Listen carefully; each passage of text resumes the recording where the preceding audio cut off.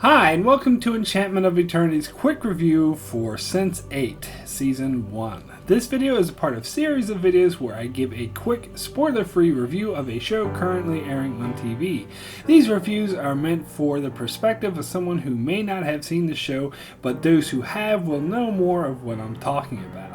So Sense8 was a show recommended to me by one of my viewers, Natalia Frace, I probably pronounced that name wrong, but that's okay, who commented on my video about Cloud Atlas suggesting I might like this show, and I could see why one would draw that connection since it is very similar to Cloud Atlas. Sense8 was also done by the Wachowskis, and Tom Tykwer, who also helped make Cloud Atlas, also collaborated with them on this, writing and directing a few episodes. And the premise of the show seems a bit similar to Cloud Atlas as well, as the show is about 8 people in different parts of the world who grow a sort of psychic connection, and the story flips back and forth between these 8 different storylines, kind of like Cloud Atlas did with 6 different time periods that were all connected in a way. I heard some reviewers trying to compare this to some of the Wachowskis' other works like The Matrix, but that's a bit of a stretch. Cloud Atlas is obviously the one that bears the closest resemblance to. However, the other TV show this reminded me of most is Heroes. Although I did see elements of other shows like Lost, this did bear a strong resemblance to Heroes as it followed different character storylines who share an extraordinary ability, and as the show goes on they start to become more and more aware of each other and they start to come together. But don't let that put you off Sense8, because when I compare it to Heroes, I'm talking solely about its first season, which was actually really good, and overall I felt Sense8 in some ways was better. So Sense8 follows a cop in Chicago, a transgender woman in a lesbian relationship in San Francisco, a closeted gay actor in Mexico City, a bus driver with a sick mother in Nairobi, a woman trapped in a marriage engagement she doesn't want in Mumbai, an Icelandic DJ in London who gets in with the wrong people, a safecracker jewel thief in Berlin, a Korean businesswoman in Seoul whose family owns a huge empire. The show does a great job of developing each of these characters and makes their own story arc very interesting. However, it has a drawback to that: the show takes a little while to get going, as that is the most common complaint I heard about from audiences and critics alike, that the show takes several episodes to get the main story started, which makes sense as after all they have 8 different storylines to set up, so you can imagine that takes a bit of time. However, I think it's totally worth it, and where the show excels over Heroes, because Heroes sped through its storyline too quickly, where by the end of season 1 they didn't really have anywhere to go, which is why all the later seasons of that show pretty much sucked. However, Sense8 seems to do a much better job of setting a realistic pace, and I have high hopes that the later season will be just as good, as apparently the Wachowskis said they had a specific 5-year plan for the show, so it seems they know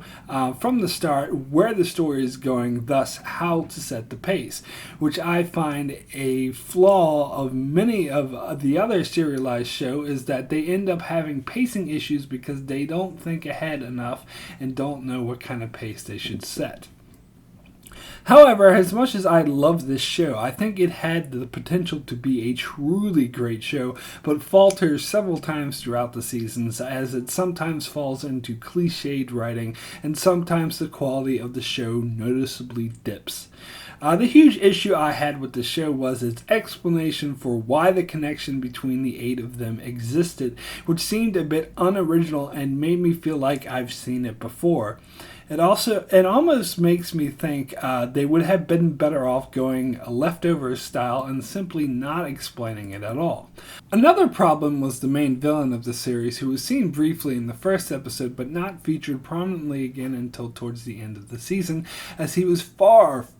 too powerful, and they seemed to write themselves into a corner at the end of the season. I only hope that the next season finds a reasonable way to get them out of it and they don't resort to a Deus deus ex machina.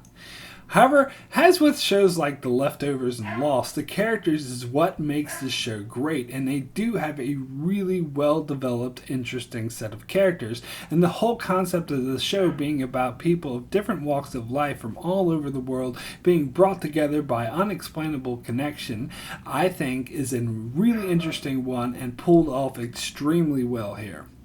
Sense8 is a Netflix show, and unlike what I said about Orange is the New Black, I felt that Netflix format of releasing an entire season at once really worked for Sense8, as this is exactly the type of show that you'd want to binge watch, because it's basically just one long story, so watching it all at the same time actually works really well for this show.